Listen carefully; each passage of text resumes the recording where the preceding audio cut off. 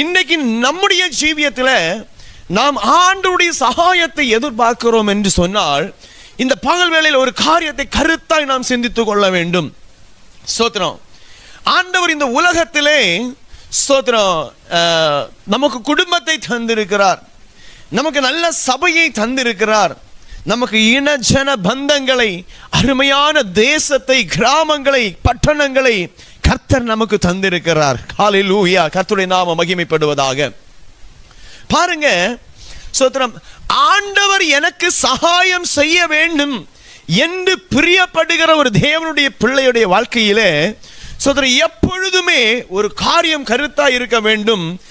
நாம் சகாயம் பெற்றுக்கொள்வதற்கு தகுதியுள்ளவர்களாய் மாற வேண்டுமானால் நாம் சகாயம் செய்கிறவர்களாக இருக்க வேண்டும் என்று ஸ்தோத்திரம் நாம் புரிந்து கொள்ள வேண்டும். அது நமக்கு நலமாயிருக்கும்.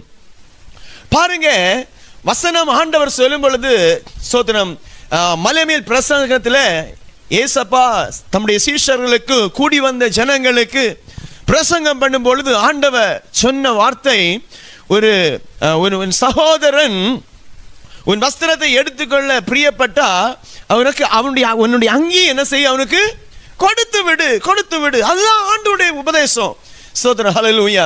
ஒரு சகோதரன் வந்துட்டு 1 மைல் தூரம் நடப்பதற்காக உங்களோட கேட்டுக்கொண்டா நீங்க என்ன செய்யணும், 2 மைல் தூரம் அவனுடைய பிரியத்துக்காக என்ன செய்யுங்க, நடைங்க என்று ஆண்டவர் கற்று தந்திருக்கிறார். அப்படி என்றால் ஸ்தோத்திரம் மற்றவர்களுக்கு எந்த மட்டும் நம்ம சகாயம் செய்ய வேண்டுமோ, எந்த மட்டும் உதவி செய்ய வேண்டுமோ அது கர்த்தருடைய பிரியமா இருக்கிற நீங்கள் உங்களில் ஒருவருக்கு ஒருவர் என்ன செய்யுங்க, சகாயம் செய்யுங்கள், உதவி செய்யுங்கள் என்று கர்த்தர் வசனத்தில் தெளிவாய் சொல்லி இருக்கிறார். ஸ்தோத்திர நிரூபங்கள் இந்த ஸ்தோத்திர சத்தத்தை கேட்கிற தேவ பிள்ளைகள் ஒன்றை புரிந்து கொள்ள வேண்டும்.